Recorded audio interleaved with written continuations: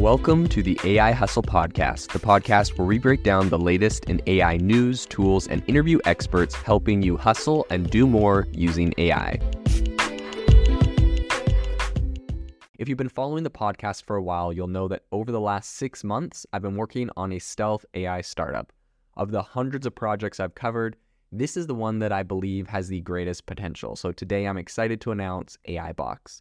AI Box is a no-code AI app building platform paired with the App Store for AI that lets you monetize your AI tools. The platform lets you build apps by linking together AI models like ChatGPT, Midjourney, and 11 Labs. Eventually, we'll integrate with software like Gmail, Trello, and Salesforce, so you can use AI to automate every function in your organization. To get notified when we launch and be one of the first to build on the platform, you can join the waitlist at aibox.ai. The link is in the show notes. We are currently raising a seed round of funding. If you're an investor that is focused on disruptive tech, I'd love to tell you more about the platform.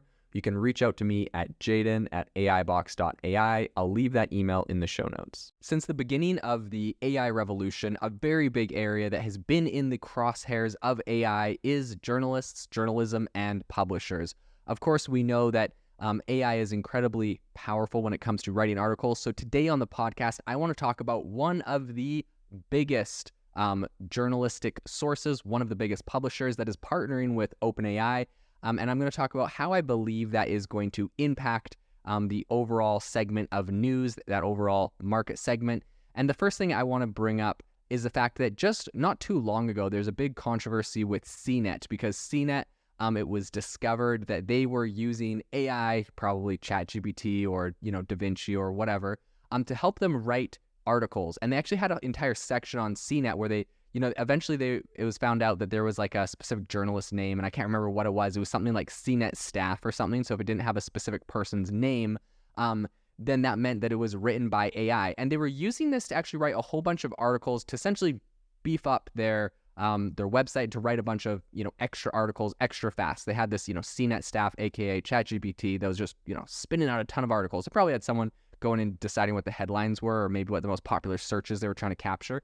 But in any case, CNET did this. It was a big, huge controversy when people found out, because there was an article that was talking about compound interest, and the way that ChatGPT had calculated the compound interest in the article wasn't correct. Now, most of the information it was sharing about compound interest was correct. The rest of the articles that were published were like fairly solid, but there had been some calculations that were missed. And of course, we know that this is one of the earliest weaknesses of ChatGPT and OpenAI was in, calculations and all that kind of that aspect of things.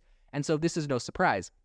But this kind of kicked off this whole fear of journalists once they realized that, CNET was starting to replace people. There was a bunch of different news companies that were firing people. We know that Vice, I think, recently declared bankruptcy. BuzzFeed, I'm not sure if BuzzFeed declared bankruptcy or they were having some severe money problems. And BuzzFeed also has announced recently that they are going to be, it's BuzzFeed News. BuzzFeed News declared bankruptcy as well, but I don't know if the whole parent company did. In any case, they said something about restructuring. In any case, BuzzFeed is also using AI to help them write. So there was this whole controversy. Journalists were saying, AI needs to be banned from the newsroom. Some people are saying AI is going to replace the newsroom. There's this whole thing. And I think this is really important because just recently, yesterday, OpenAI announced that they are going to be partnering with the Associated Press, which is kind of, the OG. It's one of the most reputable press companies. Essentially when the Associated Press publishes something, everyone usually covers it. But the Associated Press is going to be partnering with OpenAI and allowing OpenAI to train its future and current AI models off of all of the articles on the Associated Press. This is really interesting. I think we're seeing a lot more of these kind of OpenAI partnering with a specific company to grab their data. And this is cool because I think this is a smart move by OpenAI, because essentially they're saying, hey, we'll let you, see the inside scoop. We're going to give you some tips on, technology and whatnot. And in exchange, you are going to be allowing us to scrape and train off of all of your articles and all of in the AP's archive as far back as 1985. So as part of the agreement, AP is going to gain access to OpenAI's quote unquote technology and product expertise. So we're not exactly sure what that means per se, although I'm sure they have some sort of partnership that they're working on. But I think that AP has been exploring the use of AI features for quite a long time, according to them. I think that, AI features, and this whole thing kind of began generating reports about company earnings back in 2014. So, obviously they've been using AI to do a lot of different things even since back then.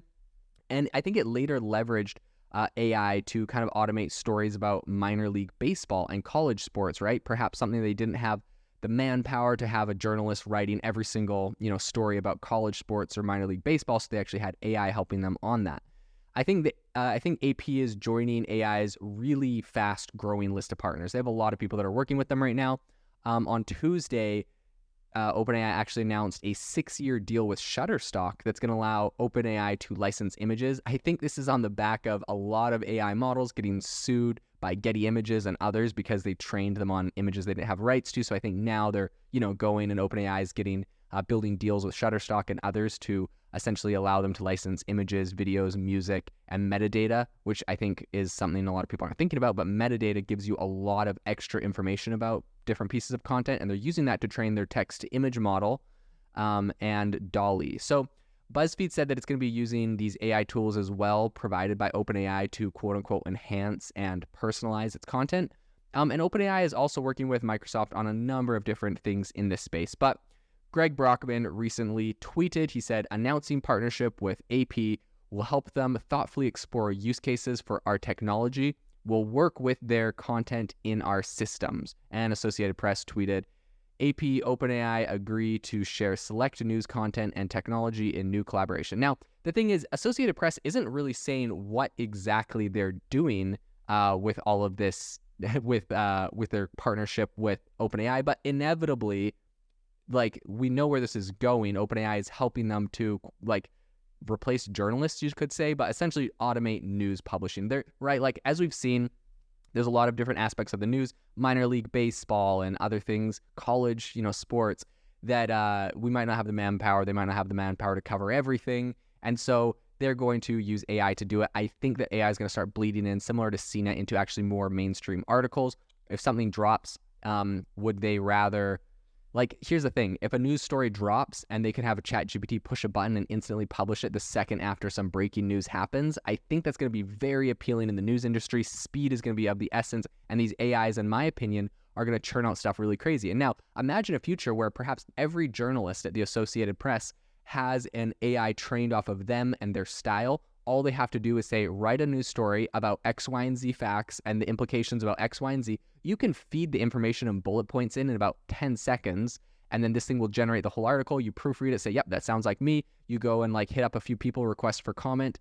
You can publish the story immediately after the event happens, and then as the requests for comment roll in and people are commenting on it, you can start feeding them in and bulk up the story a little bit, post-launch. There's a lot of things you could do leveraging AI in news to really work on being the fastest with a story. And oftentimes the first person to break the story is the winner. So I think that's really, really critical. Here's a quote from Brad Lightcap, which is OpenAI's chief operating officer. He said this recently in a statement. He said, the AP continues to be an industry leader in the use of AI. Their feedback, along with the access to their high-quality factual text archive, will help to improve the capabilities and usefulness of OpenAI's systems.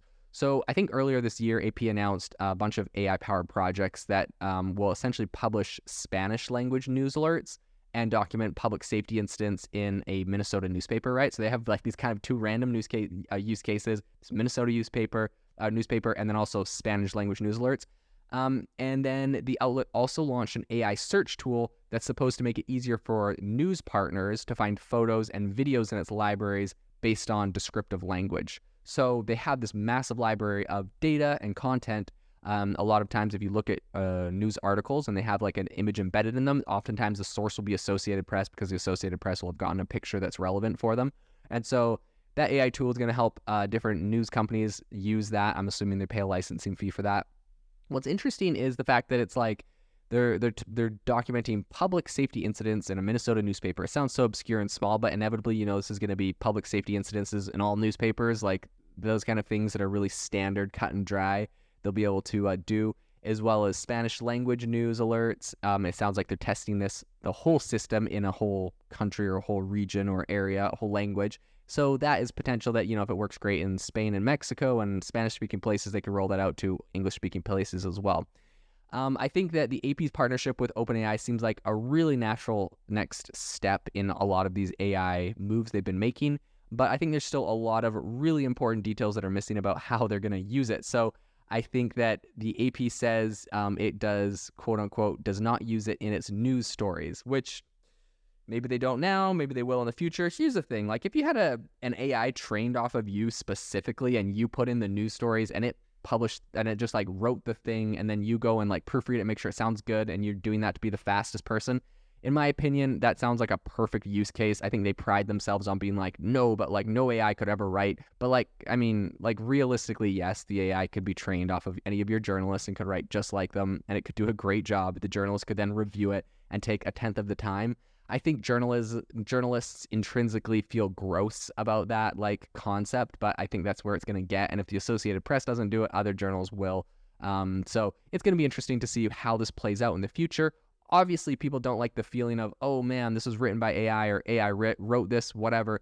But I think people are going to have to get over that bias eventually, because if it's the cheapest thing and the fastest thing, inevitably, when the quality gets up to the same or better than a human, it's just going to win in the end. So it'll be interesting to follow this and see where this goes at the end of the day. If you are looking for an innovative and creative community of people using ChatGPT, you need to join our ChatGPT creators community. I'll drop a link in the description to this podcast. We'd love to see you there, where we share tips and tricks of what is working in ChatGPT. It's a lot easier than a podcast, as you can see screenshots, you can share and comment on things that are currently working. So if this sounds interesting to you, check out the link in the comment. We'd love to have you in the community. Thanks for tuning in to the AI Hustle podcast. If you could do us a massive favor, we would really, really appreciate it if you could leave us a review wherever you get your podcasts. This helps people find the podcast. It helps people know this is a good place to go. And we would really, really appreciate it, as it helps us continue to bring on incredible guests and share incredible content for you to listen to.